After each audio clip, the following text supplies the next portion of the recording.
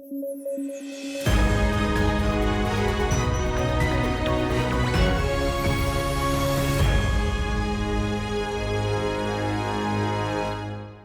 News at 9 programme में आपका स्वागत है। मैं हूं अमृत उपाध्याय। आइए जल्दी से देखें आज की हेडलाइंस। देश को मिला 56वां टाइगर रिजर्व। गुरु घासीदास तामोर पिंगला टाइगर रिजर्व हुआ नोटिफाई। तीसरा सबसे बड़ा टाइगर रिजर्व है गुरु घासीदास तामोर पिंगला। देश को मिले नए कैग। संजय मूर्ति बने नए कैग। संविधान के सबसे अहम पदों में से एक है कैग का पद। और रियो डी जेनेरियो में हुआ G20 का सम्मेलन। The global alliance against hunger and poverty हुआ लॉन्च। यूक्रेन और क्लाइमेट फाइनेंस पर नहीं बनी सहमति। आइए शुरू करें। छत्तीसगढ़ स्थित गुरु घासीदास तामोर पिंगला टाइगर रिजर्व को देश के 56वें टाइगर रिजर्व के तौर पर मंजूरी मिल गई है। 2829.38 स्क्वायर किलोमीटर में फैला यह टाइगर रिजर्व देश का तीसरा सबसे बड़ा टाइगर रिजर्व है। इसमें गुरु घासीदास नेशनल पार्क और तामोर पिंगला सेंचुरी को मर्ज किया गया है। ये टाइगर रिजर्व मनेंद्रगढ़, चिरमिरी, भरतपुर, कोरिया, सुराजपुर और बलरामपुर जिलों में फैला हुआ है। देश में एरिया वाइज सबसे बड़ा टाइगर रिजर्व आंध्र प्रदेश में मौजूद नागार्जुन सागर श्रीशैलम टाइगर रिजर्व है।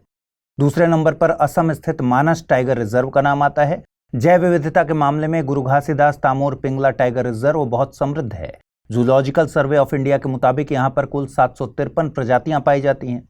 देखिए, भारत के नेशनल वाइल्ड लाइफ प्लान में लैंडस्केप अप्रोच की बात कही गई है। इसीलिए नया टाइगर रिजर्व मध्य प्रदेश स्थित संजय डुबरी टाइगर रिजर्व के नजदीक है और ये दोनों मिलकर 4500 स्क्वायर किलोमीटर का लैंडस्केप कॉम्प्लेक्स बनाते हैं। इसके अलावा ये पश्चिम में बांधवगढ़ टाइगर रिजर्व और पूर्व में झारखंड के पलामू टाइगर रिजर्व से भी कनेक्टेड है। गुरु घासीदास तामोर पिंगला टाइगर रिजर्व छत्तीसगढ़ का चौथा टाइगर रिजर्व है। 3 अन्य टाइगर रिजर्व में इंद्रावती टाइगर रिजर्व, उदांती, सीता नदी और अचानक मार शामिल हैं। आपको बता दें कि वन्य जीव संरक्षण अधिनियम 1972 की धारा 38V के मुताबिक राज्य सरकार ही NTCA की सिफारिश पर टाइगर रिजर्व को नोटिफाई करती है। साथ ही वन्य जीव संरक्षण अधिनियम 1972 की धारा 38W में 2 प्रावधान हैं। 38W1 के मुताबिक टाइगर रिजर्व की सीमाओं में कोई परिवर्तन नहीं किया जा सकता। ये परिवर्तन केवल टाइगर कंजर्वेशन अथॉरिटी की सिफारिश पर और national board for wild life की मंजूरी पर ही किया जा सकता है। वहीं 38W2 के मुताबिक राज्य सरकार किसी टाइगर रिजर्व को डीनोटिफाई नहीं कर सकती। ये डीनोटिफिकेशन केवल जनहित में NTCA और national board for wild life की मंजूरी से ही किया जा सकता है। देश को नए कैग मिले हैं। IAS संजय मूर्ति को कैग यानी नियंत्रक एवं महालेखा परीक्षक नियुक्त किया गया है। इससे पहले गिरीश चंद्र मुर्मू इस पद पर थे। कैग की नियुक्ति अनुच्छेद 148 में मिली शक्तियों के तहत राष्ट्रपति द्रौपदी मुर्मू के द्वारा किया गया है। कैग का पद भारत की लोकतांत्रिक व्यवस्था में बहुत अहम है। इस पद को डॉक्टर BR अम्बेडकर ने भारत के संविधान का सबसे अहम पद बताया था। भारत के संविधान में अनुच्छेद 148 में कैग के एक स्वतंत्र पद की व्यवस्था की गई है। कैग भारत के लोक वित्त का संरक्षक होने के साथ साथ देश की संपूर्ण वित्तीय व्यवस्था का नियंत्रक होता है। कैग की नियुक्ति राष्ट्रपति के द्वारा की जाती है। नियुक्ति से पहले वो राष्ट्रपति के सामने शपथ लेता है। इसका जिक्र संविधान की अनुसूची 3 में दिया गया है। चूंकि इसकी स्थापना सीधे संविधान के प्रावधानों के तहत की गई है, इसलिए कैग एक संवैधानिक संस्था है। अनुच्छेद 149 में कैग की शक्तियों और कर्तव्यों का जिक्र है। संविधान के अनुच्छेद 150 के मुताबिक संघ और राज्यों के अकाउंट्स को उस रूप में रखा जाएगा जैसा कैग की सलाह पर राष्ट्रपति निर्धारित करेंगे। अनुच्छेद 151 में ऑडिट रिपोर्ट्स का जिक्र है। अनुच्छेद 151 के मुताबिक कैग की संघ के लेखाओं संबंधी रिपोर्टों को राष्ट्रपति के समक्ष प्रस्तुत किया जाएगा, जो उनको संसद के प्रत्येक सदन के समक्ष रखवाएगा। कैग द्वारा किसी राज्य के लेखाओं संबंधी रिपोर्ट्स को राज्यपाल के समक्ष प्रस्तुत किया जाएगा, जो उनको इस राज्य के विधानमंडल के समक्ष रखवाएंगे। अनुच्छेद 279 के मुताबिक कैग किसी कर या शुल्क की नेट प्रोसीड यानी शुद्ध आगमों का निर्धारण और प्रमाणन करता है। इस मामले में कैग का सर्टिफिकेट अंतिम होता है। कैग संसद की लोक लेखा समिति के गाइड, मित्र और मार्गदर्शक के तौर पर भी काम करते हैं।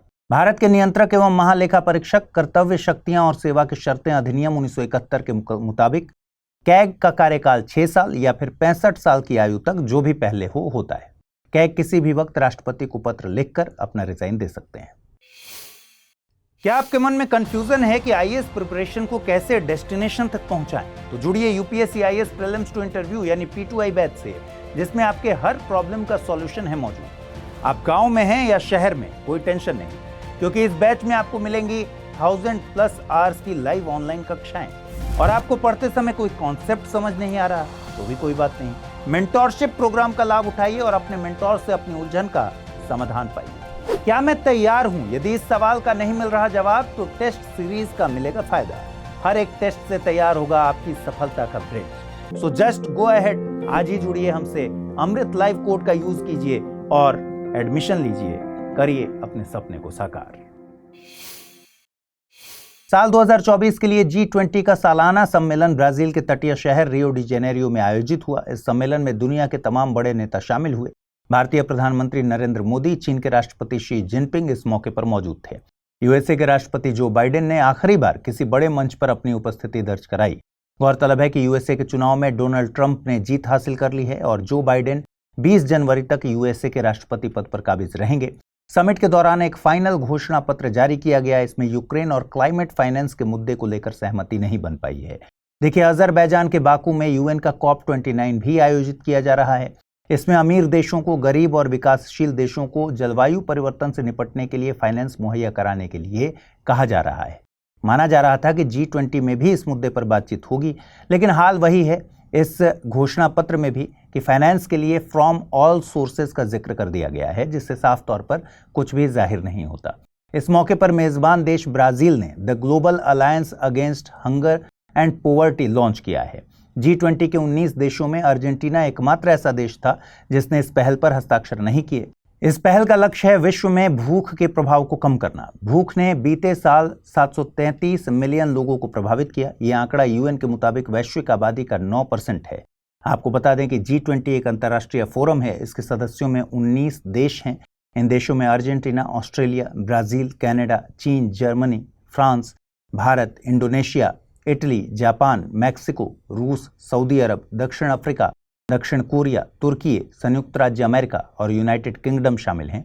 वहीं 2 क्षेत्रीय संस्थाएं भी हैं, एक है अफ्रीकन यूनियन और दूसरी है यूरोपियन यूनियन। G20 संस्था के तौर पर कितना अहम है, इसका अंदाजा इस बात से लगाया जा सकता है कि दुनिया की 2/3 जनसंख्या और 85% वैश्विक GDP और 75% से ज्यादा वैश्विक व्यापार का रिप्रेजेंटेशन G20 में किया जाता है। G20 के बनने की कहानी भी बहुत अलग है। 1999 में एशियन फाइनेंशियल क्राइसिस के बाद ये वित्त मंत्रियों और गवर्नर्स के एक फोरम के तौर पर विकसित हुआ था और इसमें बड़े विकसित देश तथा उभरती अर्थव्यवस्था वाले देशों के वित्त मंत्री और केंद्रीय बैंकों के गवर्नर शामिल होते थे। लेकिन फिर आया साल 2008 का वित्तीय संकट, जिसने इस संस्था की जिम्मेदारी को बढ़ा दिया। फिर इसके सालाना सम्मेलन में देशों के प्रमुख जैसे राष्ट्रपति या प्रधानमंत्री हिस्सा लेने लगे। इसका मकसद दुनिया की वित्तीय समस्याओं का हल खोजना है। भारत ने पिछले 2 दशकों में रेबीज से होने वाली मौतों को कम करने में बड़ा बेहतरीन काम किया है, लेकिन अभी भी 2030 तक रखे गए लक्ष्य को पाने के लिए भारत को वन हेल्थ अप्रोच को अपनाने की जरूरत है। वन हेल्थ एक एकीकृत अप्रोच है जिसका मकसद लोगों, जानवरों और इकोसिस्टम की हेल्थ के बीच में बैलेंस बनाना है। इसमें माना जाता है कि हेल्थ को इंसानों, घरेलू और जंगली जानवरों, पौधों और व्यापक पर्यावरण के लिए अलग अलग तौर पर नहीं देखा जा सकता। द लांसेट में छपी रिपोर्ट के मुताबिक भारत में हर साल लगभग 9.1 मिलियन एनिमल बाइट यानी जानवरों के काटने की घटनाएं होती हैं। इनमें भी 76.8% कुत्तों के कारण होती है। सालाना कुत्तों के काटने की घटना प्रति 1000 लोगों पर 5.6 है। देखिए, भारत में रेबीज में सबसे बड़ा चैलेंज है पोस्ट बाइट यानी काटने के बाद होने वाला इलाज। आंकड़े बताते हैं कि कुत्तों के काटने के शिकार हुए 20.5% लोगों का कोई एंटी रेबीज वैक्सीनेशन ही नहीं हुआ और जिन लोगों को एंटी रेबीज वैक्सीनेशन मिला उनमें से लगभग 1253 लोगों ने वैक्सीनेशन का कोर्स पूरा नहीं किया। वैक्सीनेशन में होने वाली ये चूक गंभीर स्वास्थ्य जोखिम पैदा करती है। इसी के चलते हाल के दशकों में मौतों में कुल कमी के बावजूद हर साल लगभग 5726 मानव मौतें रेबीज के कारण होती हैं। भारत में रेबीज आमतौर पर कुत्तों और बिल्लियों से लगभग 97% फैलता है। उसके बाद जंगली जानवरों से 2% और कभी कभी घोड़ों, गधों, बंदरों, गायों, बकरियों, भेड़ों और सूअरों से फैलने के मामले भी देखे गए हैं। सरकार ने रेबीज फ्री सिटीज पहल की शुरुआत टियर 1 और टियर 2 शहरों में रेबीज मुक्त क्षेत्र बनाने के मकसद से की है। इसके अलावा नेशनल रेबीज कंट्रोल प्रोग्राम भी लॉन्च किया गया है। आपको बता दें, रेबीज एक वायरल बीमारी है जो रेबीज वायरस के कारण होती है। यह संक्रमित जानवरों के काटने या उनके लार से फैलती है। रेबीज का वायरस आमतौर पर कुत्तों, बिल्लियों और जंगली जानवरों जैसे बंदर, चमगादड़ के काटने से फैलता है। इसके शुरुआती लक्षणों में बुखार, सिरदर्द, कमजोरी और काटे गए स्थान पर जलन शामिल है। वहीं गंभीर लक्षणों में हाइड्रोफोबिया, तेज गुस्सा या अजीब व्यवहार, मांसपेशियों में ऐंठन, पैरालिसिस, कोमा और आखिर में मौत तक शामिल है। रेबीज एक बार गंभीर लक्षण दिखाने पर लगभग 100% मृत्यु दर वाली बीमारी है। इसका इलाज केवल शुरुआती चरण में वैक्सीन और काटने के तुरंत बाद प्राथमिक चिकित्सा के जरिए ही संभव है। आइए देखें आज का टर्म ऑफ द डे। आज का टर्म ऑफ द डे है जूस सोलाई।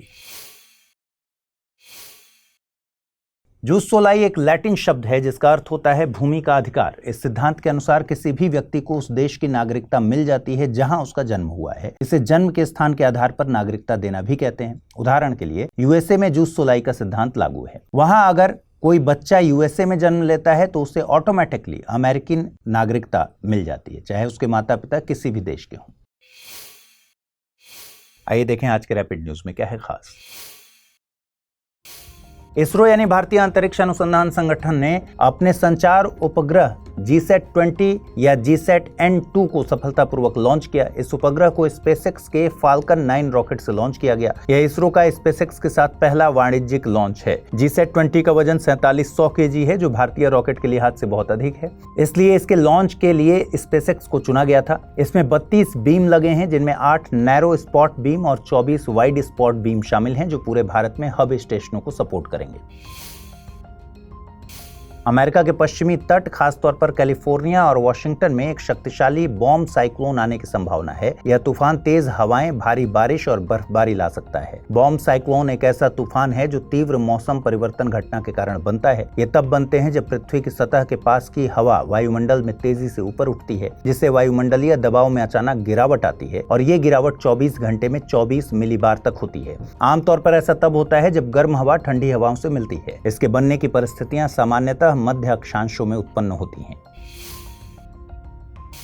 प्रधानमंत्री नरेंद्र मोदी ने गुयाना का दौरा किया, जो 56 वर्षों में किसी भारतीय प्रधानमंत्री का पहला दौरा है। यह दौरा भारत और गुयाना के रिश्तों को मजबूत करेगा, जिसमें व्यापार, शिक्षा और भारतीय समुदाय के साथ सहयोग शामिल है। गुयाना दक्षिण अमेरिका के उत्तरी हिस्से में स्थित है। इसके उत्तर में अटलांटिक महासागर, पूर्व में सूरीनाम, दक्षिण में ब्राजील और पश्चिम में वेनेजुएला है। यहाँ मुख्य रूप से एफ्रो गुयाना यानी अफ्रीकी गुलामों के वंशज और इंडो गुयाना यानी भारतीय गिरमिटिया मजदूरों के वंशज रहते हैं। यहाँ के करीब 1/3 आबादी गरीबी रेखा से नीचे है और इस देश की माइग्रेशन रेट बहुत ज्यादा है। गैबन के मतदाताओं ने सैन्य शासकों द्वारा प्रस्तावित नए संविधान को 91.8% बहुमत से मंजूरी दी है। नए संविधान में राष्ट्रपति के कार्यकाल को 2 बार तक सीमित किया गया है, लेकिन कार्यकाल की अवधि 5 से बढ़ाकर 7 साल कर दी गई है। इस प्रस्ताव में प्रधानमंत्री पद को समाप्त कर दिया गया है और यह सुनिश्चित किया गया है कि राष्ट्रपति के परिवार के सदस्य उनका उत्तराधिकारी नहीं बन सकते। इसके अलावा राष्ट्रपति उम्मीदवारों को केवल गैबन का नागरिक होना चाहिए। आपको बता दें, 2023 में यहाँ सैन्य तख्ता पलट हुआ था। भूमध्य रेखा इस देश के बीच से निकलती है। इसकी सीमा इक्वेटोरियल गिनी, कैमरून और कॉन्गो गणराज्य से लगती है। इसके पश्चिम में अटलांटिक महासागर है। 55वां IFFI यानी international film festival of India Goa में कल से शुरू हो रहा है, जो 28 नवंबर 2024 तक चलेगा। इस साल 81 देशों से 180 अंतर्राष्ट्रीय फिल्में प्रदर्शित की जाएंगी। फेस्टिवल में फिल्म उद्योग की प्रमुख हस्तियां शामिल होंगी। वहीं इस साल ऑस्ट्रेलिया को कंट्री ऑफ फोकस के रूप में चुना गया है। इस फेस्टिवल की स्थापना 1952 में की गई थी। इसका आयोजन प्रति वर्ष भारत सरकार के सूचना एवं प्रसारण मंत्रालय द्वारा एंटरटेनमेंट सोसाइटी ऑफ गोवा के सहयोग से किया जाता है। 2004 से इसका आयोजन स्थायी रूप से गोवा में किया जा रहा है। आइए अब जल्दी से देखें आज के बुलेटिन पर आधारित प्रश्न। पहला सवाल, हाल ही में प्रधानमंत्री नरेंद्र मोदी ने गुयाना का दौरा किया। ये 56 सालों में किसी भारतीय प्रधानमंत्री का पहला दौरा है। गुयाना किस महाद्वीप में स्थित है? अफ्रीका, दक्षिण अमेरिका, उत्तर अमेरिका या फिर एशिया? अगला प्रश्न है, निम्नलिखित में से कौन सा टाइगर रिजर्व छत्तीसगढ़ में स्थित नहीं है? इंद्रावती, उदांती सीता नदी, गुरु घासीदास तामोर पिंगला या फिर पलामू टाइगर रिजर्व? आइए देखें पिछले बुलेटिन में आपसे कौन से सवाल पूछे गए थे, उनके सही जवाब क्या हैं। पहला सवाल था, कुछ कारणों से यदि तितलियों की संख्या में भारी गिरावट आती है तो कुछ पौधों के परागण पर प्रतिकूल प्रभाव पड़ सकता है। कुछ पौधों में फंगल इन्फेक्शन में भारी वृद्धि हो सकती है। कपास की फसल के उत्पादन में सीधे तौर पर असर पड़ेगा। जैव विविधता में वृद्धि होगी। सही जवाब है विकल्प ए, यानी कुछ पौधों के परागण पर प्रतिकूल प्रभाव पड़ सकता है। अगला प्रश्न था, खबरों में रही माओरी जनजाति किस देश से संबंधित है? न्यूजीलैंड, यूएसए, ब्राजील या फिर नाइजीरिया? सही जवाब है न्यूजीलैंड, विकल्प ए। तो आज इस बुलेटिन में फिलहाल इतना ही। अगर आप इस बुलेटिन की पीडीएफ चाहते हैं, अमृत उपाध्याय 007 टेलीग्राम चैनल है जिस पर इसकी पीडीएफ रोजाना मिलती है। आज पूछे गए सवालों का जवाब भी कमेंट सेक्शन में दीजिएगा और इस बुलेटिन को लाइक भी कीजिएगा। नमस्कार।